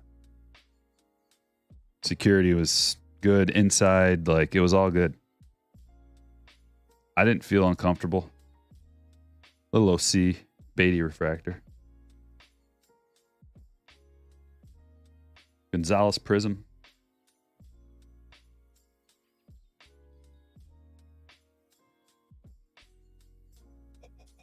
Boom! Now we're talking. Now we're talking. All right, this is the vibe from here on out. Oh gosh. Dude, time is flying by. 4:44. I got like 15 minutes. Maybe I don't want to stop. I got to send a text out. Cubby, are you still in here? If you're still in here, let me see. If you could just do me a solid real quick and send out a text for me.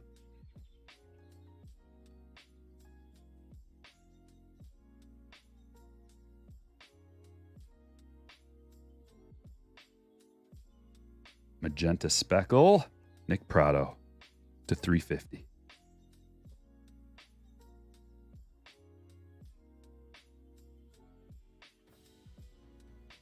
Typical. This is my typical parallel. I'm not complaining. We just got a gunner. Let's go, you know?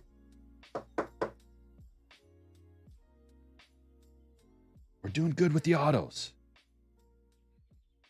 Yes, we are. I got to put those right there so I see them and I remember what's happening. My mind is all over the place trying to, you know, communicate. Cubby, yes. Okay, can you send Derek a text and tell him he can come over early? But that I'm inside doing this, and if he wants to, he can either hang out. He can come in here or hang out there, whatever. But just tell him he can come over early.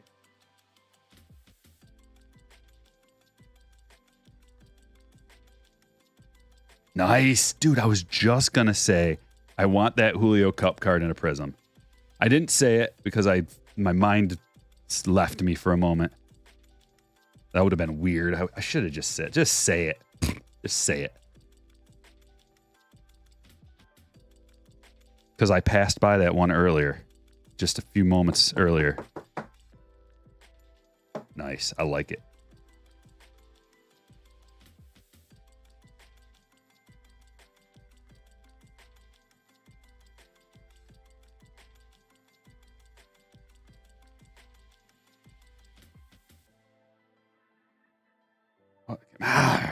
Flipping every other card around.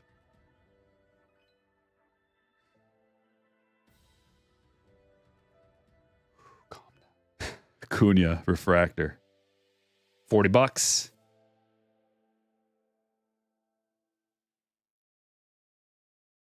Quite a few credit card. Okay, 3. I may have passed one and not thought about it. Do you have any Marlins cards for sale? I don't think so. Ripping some $17 Walmart Bowman Platinums. Nice. Well, good luck.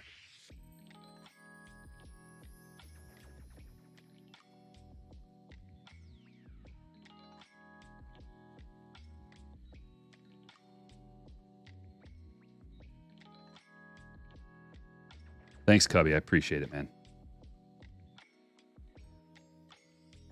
Jordan Walker. Oh, nice. Michael Harris Prism.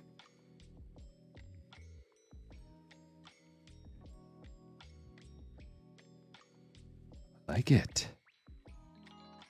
Getting quite a few rookie Prism refractors. Like both of those.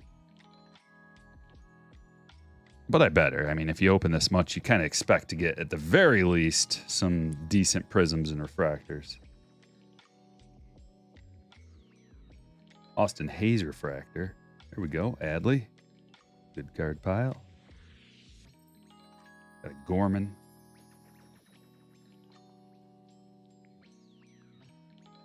Olsen refractor.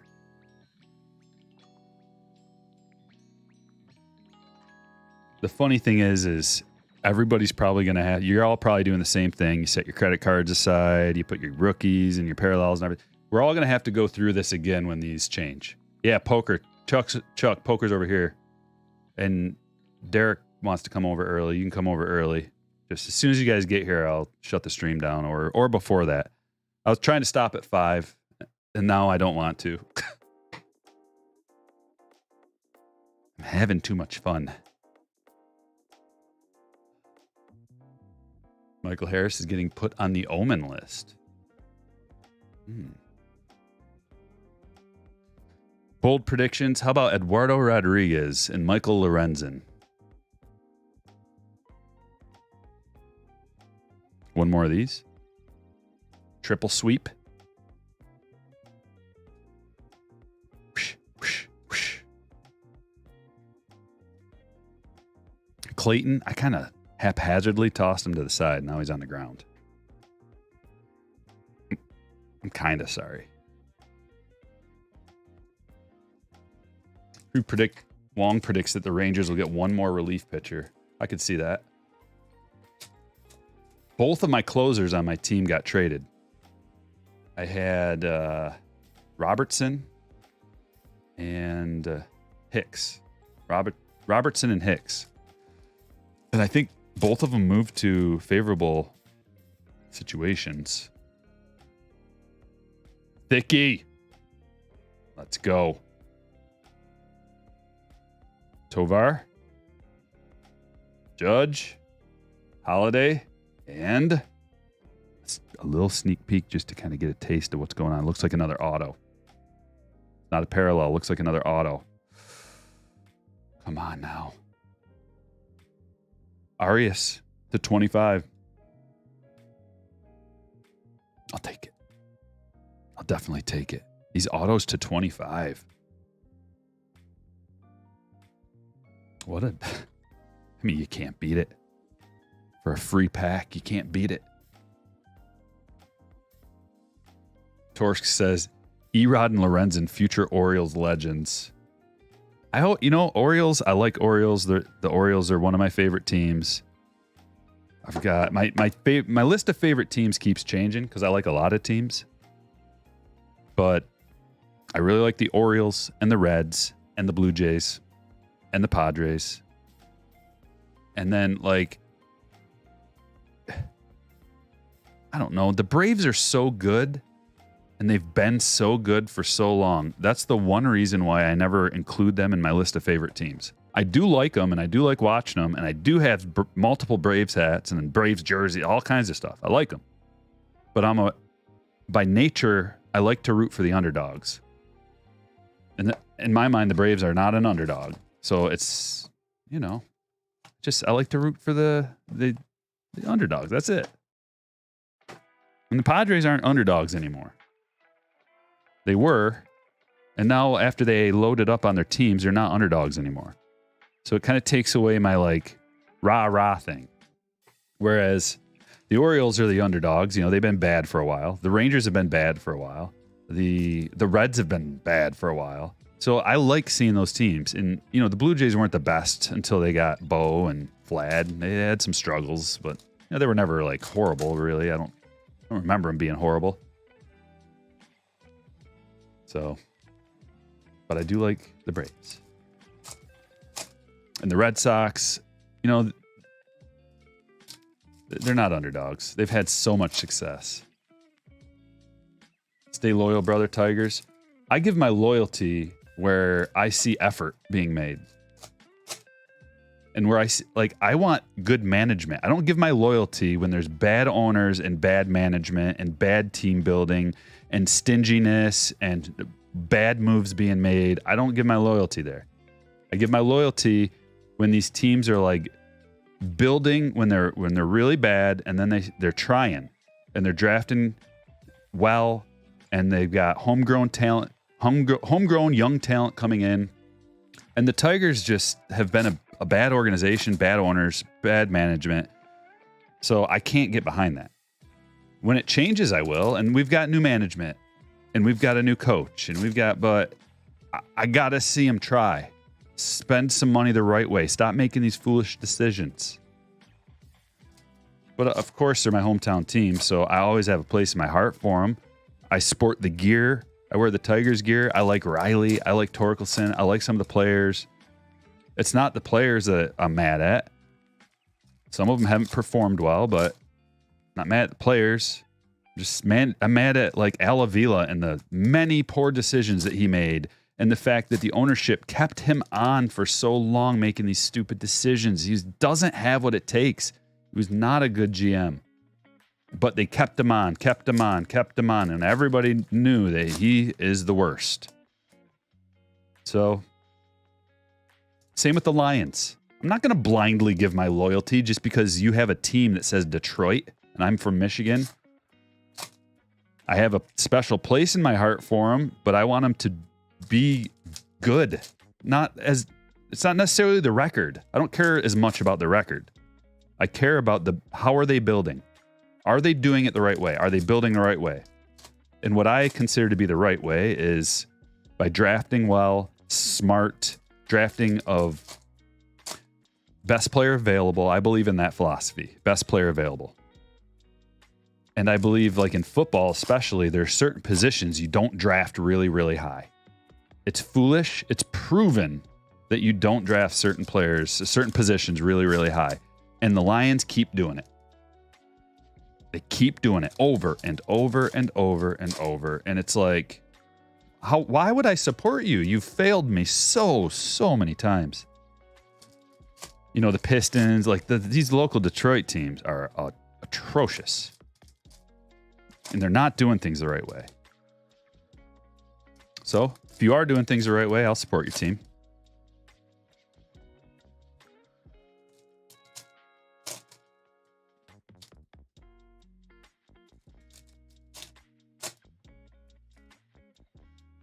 Yeah, there's a lot of organizations.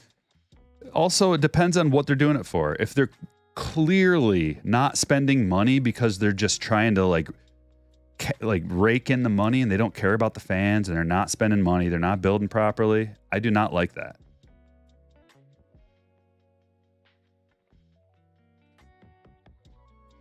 Acuna. Cha-ching. Gunner.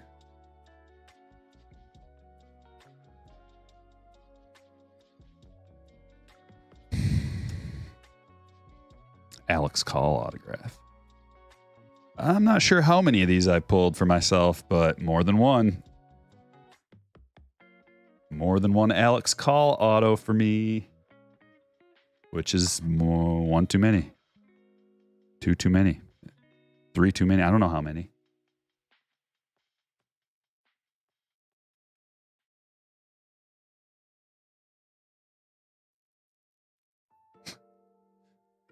I'll put him right in front of Batten.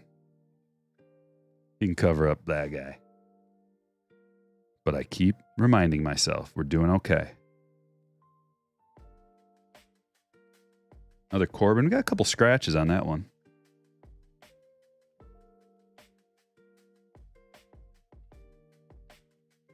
Looks like a short print. Variation.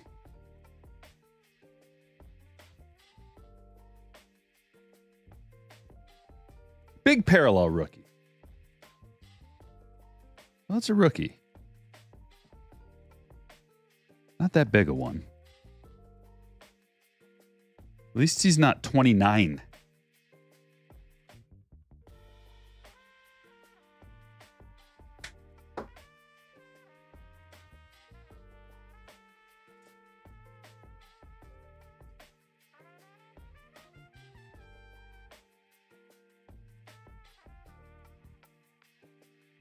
And it's time to get a, I don't know.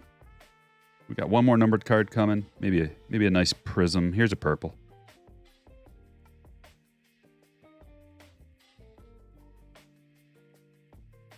I like it. I like a Bryce parallel to 250.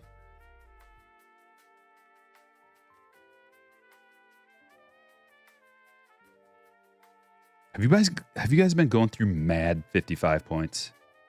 Ridiculous. Ridiculous amount. If you're opening a lot of Chrome, then you probably are. I forgot I wasn't setting. Yeah, okay. Well, we got a few parallels there that I wasn't sleeving, top loading quite yet.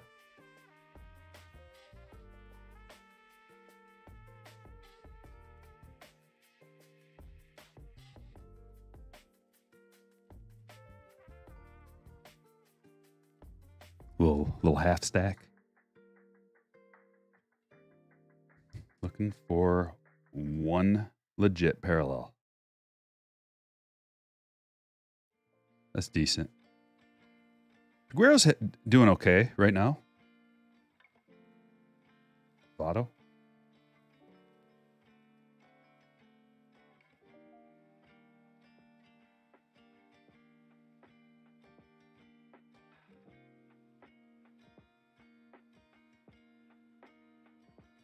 Dude, how many calls? I swear I just saw a call parallel somewhere. And I just floated past it because I wanted nothing to do with it. Where is he?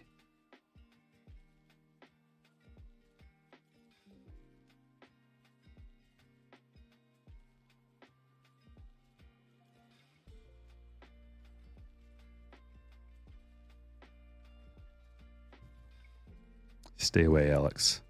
Please. India Prism. Sosa. Got a Walker. Probably gonna be it out of here, eh? Riley.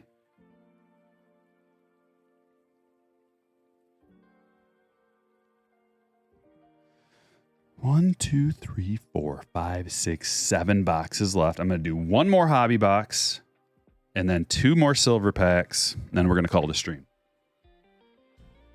And then Chuck's going to get here and Derek's going to get here and Red's going to get here and we're going to play some bags. Now we're going to play poker.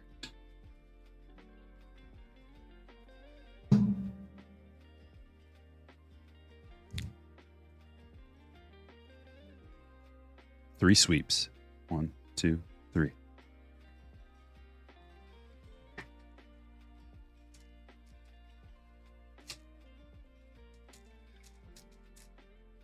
Is that Judge jersey to 25 for sale? Probably will be, yeah. But I gotta do all my eBay listing in the coming week. I'm gonna try to do multiple streams this week for breaks as well.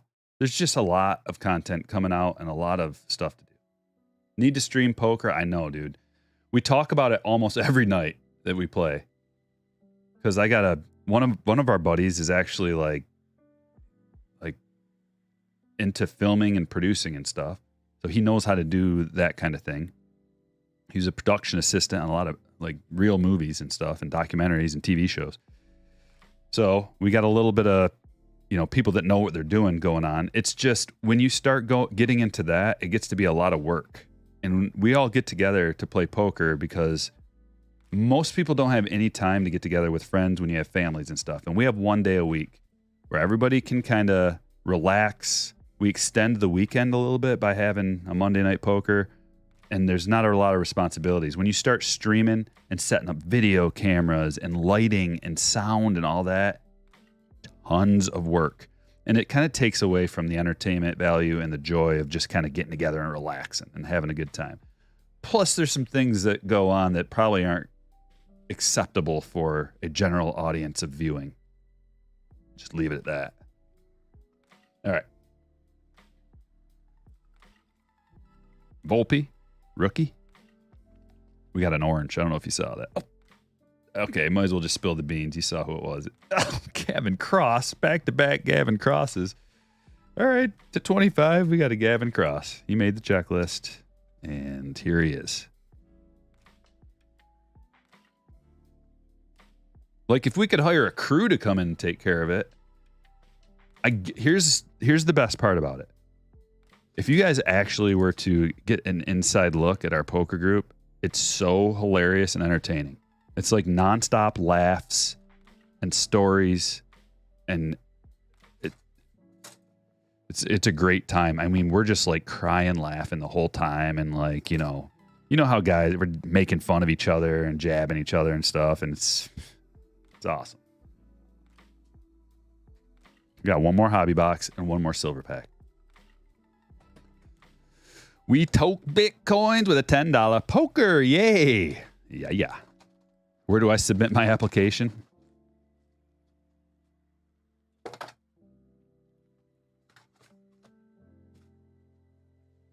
It's a good question. I'll have to get back to you on that. Someone's got to be in charge of the emailing too. See, we need a whole production crew. We need management. We need PR. I did it once. I don't know if anybody watched that. People did. I think we had like 70 or 80 people, and this was back before, 800 people watching live. But if any of you remember, it was pretty fun. I think we were just doing a cash game that night, maybe. Cash games are different than poker league nights. Occasionally, everybody gets together on Saturdays and plays a cash game. But we have less people for that. And it's way less responsibility. Because for the tournaments, we are trying to get as many hands in as possible. We have two people, we have one person dealing, and then another person to their left is shuffling the next deck. So that as soon as the hand's over, the next deck is ready to go, and we're flying. Because we only have so much time. Everybody's got to work the next day. We're trying to get the game in as quick as possible. As many hands as possible, because it spreads the variance out that way. You can pick and choose more easily what hands you have to go all in with or even decide to be a part of. So the first 2 hours you can play around, and there's not a lot of stress. There's not a lot of pressure on you to have to go all in with a good hand or whatever you have to do. You can actually, raise a little bit and play the game the way it's supposed to be played. So that's why we want to get many hands in. Because as soon as the blinds get to like 200, 400 or around there, 300, 600, you have two moves. Go all in or fold. I guess you can call, but if you just call, there's a bunch of sharks swimming around, and they know what that means. So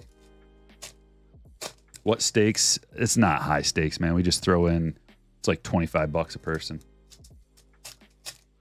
But we have rebuys. You can rebuy, and you can add on, or you can do a it's a level up at the break. So let's say it's the last hand, and you go all in, and you have more chips than the guy you go all in against, and you only have like a couple hundred chips left. We start with 3,000. Then you can do a level up, and you can get back up for a buy-in, a rebuy. You can get back up to 3,000. It's basically a rebuy with, when you have a few chips left.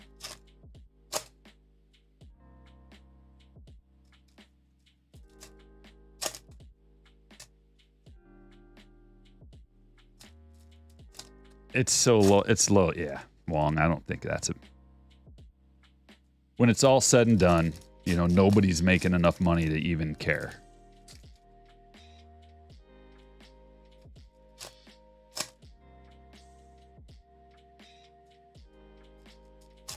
Logo fractor, I know. Yeah, I'm waiting to hear any news about that. But there's probably, if it's anything like last year, remember they had the logo fractor release. They also had Sonic, and those were both base Topps Chrome releases. So you're just getting the same base Chrome cards, but with different parallels, basically. So we'll probably have a couple more releases. And I got a notification that my monster box is shipped. I ordered 8 monster boxes from the Fanatics website. Whatever. I'll just make a video, show you guys what they're all about. Do we have another orange, or is that Adley? That's that Adley, I bet. Last box, and then a silver pack, and then I'm going to call it a stream. And I appreciate everybody for being here. Lots of people. Hit the thumbs up before you go.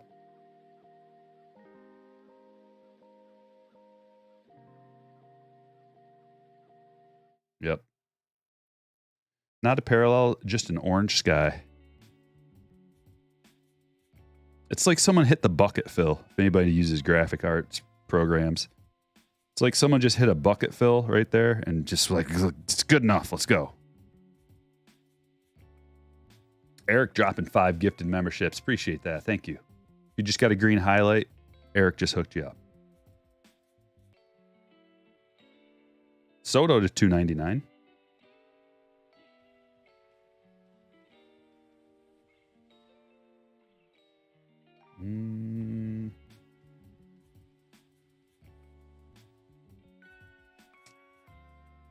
We got an auto and another numbered parallel. Let's see if we can see where they're at. There's one of them.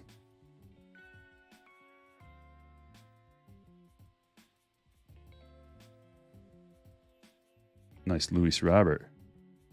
He happens to sneak into the MVP. That'll be $40. JJ Bleday refractor.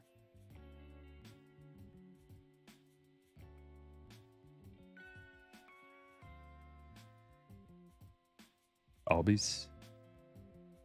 Here we go. Alvarez. That's the best numbered card I've got, I think. To $199. Aqua.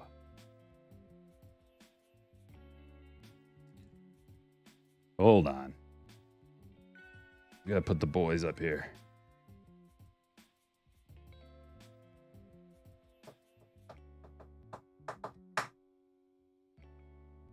I brought a deck of cards to the National too, and we never busted them out. Peds, we could have played some euchre or something. I mean, we were just doing too much else. Forgot about it. I don't know if you know how to play, but.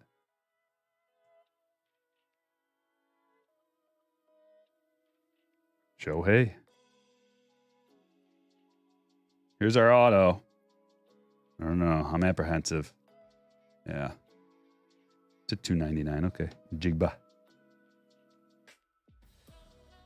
Already got one of this.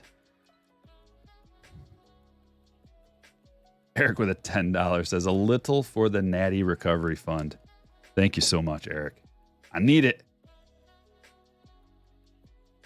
And if I have a voice tomorrow, we'll do some breaks. I've been drinking some tea and honey. Trying to get it back. All right, the last silver pack of the show. The 2023 Rapper Redemption National X Sports Collectors Convention buyback Rapper Redemption packs. Yeah, Brett, it's only for 23 Topps Chrome, and it's only base cards.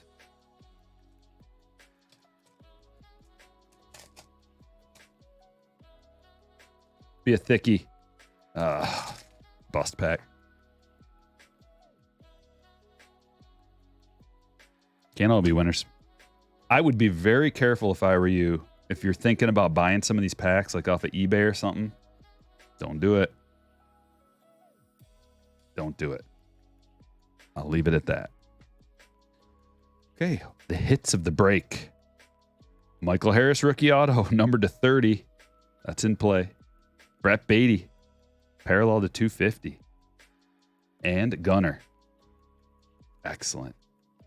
It's pretty good. I think it's gemmable. It looks maybe 55-45 top to bottom. Back is like 60-40 at worst. So it's within the PSA 10 range. Price to 250. Vientos to 99 call base. Batten auto.